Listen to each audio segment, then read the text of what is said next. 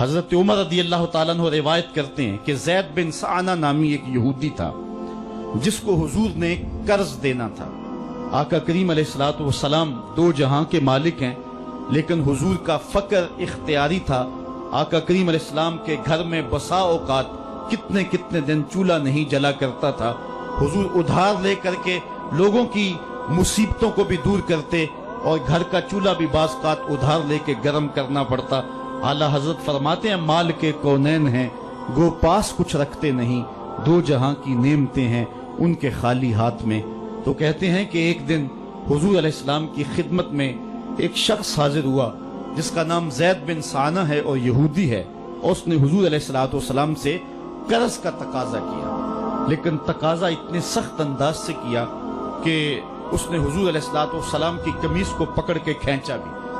تو حضرت عمر رضی اللہ تعالیٰ عنہ نے جب دیکھا تو بڑے گھور کے اس کی جانب دیکھا اور اس کو پیچھے ہٹاتے ہوئے کہا کہ تجھے شرم نہیں آ رہی کہ اللہ کے رسول کے ساتھ کیسے سلوک کر رہا ہے اور میں تیرے سامنے موجود ہوں؟ تو حضرت نبی رحمت صلی اللہ علیہ وسلم نے حضرت عمر کو کہا عمر مجھے تجھ سے اس بات کی توقع نہیں تھی۔ ذرا غور کیجئے حضور علیہ السلام کی اس سیرت کے انداز کو۔ ایک شخص آ رہا ہے اور حضور سے سختی کر رہا ہے، ابھی حضور کو قرض لٹانے کی جو تاریخ ہے اس میں بھی 4 دن باقی رہتے ہیں اور وہ ناجائز سختی کر رہا ہے۔ حضرت عمر رضی اللہ تعالیٰ عنہ نے جب اس کو گھورا اور سختی کی تو حضور علیہ السلام نے فرمایا عمر مجھے تیرے سے اس بات کی توقع نہیں تھی، تمہارا کام تو یہ تھا کہ مجھے حسن ادا کی تلقین کرتے کہ اچھے انداز سے قرض واپس کرو، اور اس کو جو ہے وہ نرمی کی تلقین کرتے، اور پھر آقا کریم علیہ السلام نے فرمایا اس کا قرض ادا کر دو، اور اے عمر جو تم نے اس کو گھورا ہے اس کے بدلے میں 20 وسق زیادہ کھجوریں بھی تم اس کو دو گے۔ تو زید بن سعانہ نے جب حضور علیہ السلام کی اس سیرت اور اس کردار کو دیکھا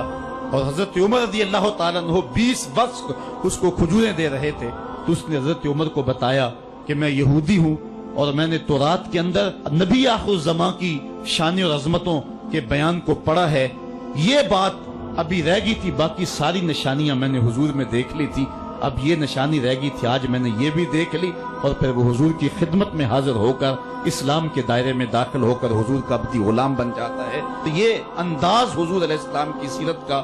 زمانے کو حضور علیہ السلام کے قریب کرتا ہے۔ میرا رب خود کہتا ہے لو کنت فظا غلیظ القلب لانفضوا من حولک،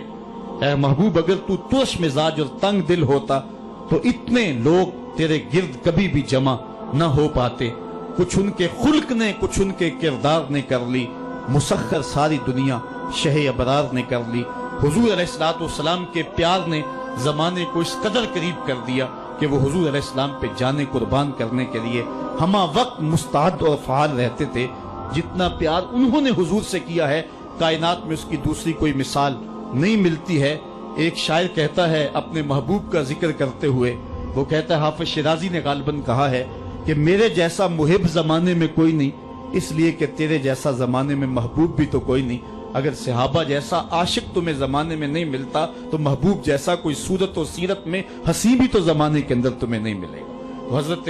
سیدنا انس کے لفظ کان رسول اللہ صلی اللہ علیہ وسلم احسن الناس، حضور لوگوں میں سب سے زیادہ حسین ہے۔ اور دوسری بات کان رسول اللہ اجود الناس، حضور سب سے زیادہ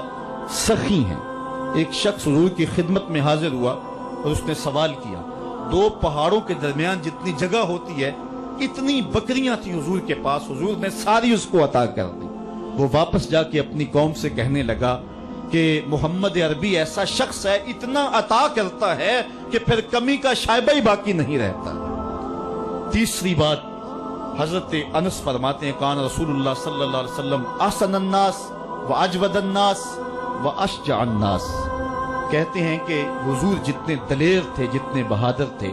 کائنات کے تر اتنا بہادر ہم نے کوئی نہیں دیکھا۔ مولا کائنات فرماتے تھے جب جنگ کی بھٹی گرم ہوتی تو ہم دیکھتے کہ سب سے آگے بڑھ کر حملہ کرنے والے محمد عربی ہی ہوا کرتے تھے اور ہم حضور علیہ السلام کی اوٹ میں ہوا کرتے تھے۔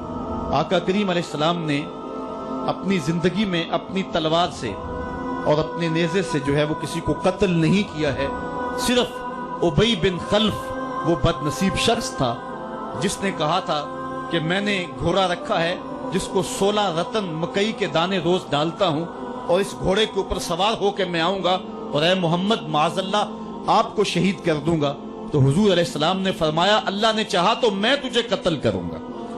اور پھر غزوہ احد کے موقع پہ جب وہ آیا، کہنے لگا کہ میرا راستہ چھوڑ دو، اور پھر وہ گھوڑا لے کر کے آگے بڑھا۔ صحابہ آگے بڑھنے لگے تو حضور نے فرمایا پیچھے ہٹ جاؤ۔ حضرت حارث بن سما سے حضور نے چھوٹا سا نیزہ لیا اور آگے بڑھ کے اللہ کے محبوب علیہ السلام نے اس کے گلے کے قریب اس کا ہلکا سا کچوکا دیا اور چھوٹا سا زخم اس کی گردن پہ لگا تو وہ بھاگتا تھا اور چیختا تھا اور کہتا تھا کہ قاتلنی محمد، محمد نے مجھے قتل کر دیا ہے۔ لشکر والوں نے کہا ابی بن خلف عجیب بات ہے، ایک چھوٹا سا زخم ہے اور تو اتنا شور ڈال رہا ہے۔ اس نے کہا تم نہیں جانتے ہو کہ مجھے کتنی اس کی تکلیف ہو رہی ہے، اگر میری اس تکلیف کو پورے لشکر میں بانٹ دیا جائے تو سارا لشکر مر جائے، جو تکلیف مجھے محمد کی اس ضرب سے پہنچی ہے۔ اس نے کہا مجھے محمد نے کہا تھا کہ تجھے میں قتل کروں گا، اس نے تو پھر مجھے نیزہ مارا ہے، مجھے یقین ہے کہ اگر وہ میری جانب غصے سے تھوک بھی دیتا میں پھر بھی نہ بچ سکتا۔ تو یہ حضور علیہ السلام کی جو ہے وہ دلیری اور بہادری کے قصے ہیں کہ آقا کریم علیہ السلام کی ضرب کو کون برداشت کرے، ایک معمولی خراش برداشت نہ کر سکا اور نارے جہنم میں جہنم کا وہ کتا جا پہنچا۔ تو آقا کریم علیہ السلام کی سیرت کے اس عنوان کو حضرت انس نے کتنے خوبصورت انداز میں بیان کیا۔ کان رسول اللہ صلی اللہ علیہ وسلم احسن الناس و اجود الناس و اشجع الناس، لوگوں میں سب سے دلیر بھی حضور، سب سے سخی بھی حضور، اور سب سے صورت و سیرت میں حسین بھی حضور۔ حضرت نبی رحمت صلی اللہ علیہ وسلم غزوہ حنین کے موقع پہ آپ دیکھیں، سفید خچر کے اوپر سوار ہیں اور ایک پہاڑی درے میں کافر گھات لگائے بیٹھے تھے۔ جب اچانک انہوں نے تیر اندازی کی تو لشکر اسلام میں بھگدڑ مچ گئی۔ اس وقت حضور تھے جو خچر کو آگے بڑھا رہے تھے، حضرت عباس رضی اللہ تعالیٰ عنہ رکاب تھامے تھے اور آقا کریم کہہ رہے تھے انا نبی لا کذب انا ابن عبد المطلب، میں نبی ہوں اس میں کوئی جھوٹ نہیں، میں عبد المطلب کا بیٹا ہوں۔ تو حضور علیہ السلام کا یہ انداز کہ جب میدان کے اندر بھگدڑ مچی ہے تو سب سے آگے بڑھ کر کے کفار پر حملہ کرنے والے سفید خچر کے اوپر مصطفیٰ ہیں۔ علماء نے حضور کی بہادری کے اس قصے کو بیان کرتے ہوئے فرمایا جنگوں میں خچر کا سفید ہونا، ایک تو خچر کا ہونا بہادری پہ دلیل ہے، اس لیے کہ گھوڑے رکھے جاتے ہیں کہ بھاگنا آسان ہو، اور دوسرا مٹیالے رنگ کے جو ہیں وہ جانوروں کی سواری کی جاتی ہے، یہ فوج کی وردی کا رنگ مٹیالہ، اس کی حکمت بھی یہ ہے۔ لیکن آقا کریم علیہ السلام سفید خچر پہ جو ہے وہ سوار تھے۔ حضور اتنے شجاع تھے، اتنے بہادر تھے، میدان میں بھاگنے کے لیے نہیں آتے تھے بلکہ حضور کفر کے چھکے چھڑانے کے لیے میدان میں داخل ہوا کرتے تھے۔ آقا کریم علیہ السلام کی سیرت کا وہ کون سا پہلو ہے اور وہ کون سا رنگ ہے جس نے معاشرے کو روشنی اور معاشرے کو اجالا نہیں دیا؟ آج میرے اور آپ کے آقا و مولا کی یہ سیرت ہمیں حضور علیہ السلام کی محبت کا حقدار بنائے گی۔ حضور اس دنیا کے اوپر مکارم اخلاق کی تکمیل کے لیے جلوہ گر ہوئے اور قرآن آپ کے خلق کی گواہی ہے، اس لیے حضور کی سیرت کو اپنانے کا تقاضا یقیناً آج کی اس بابرکت محفل میں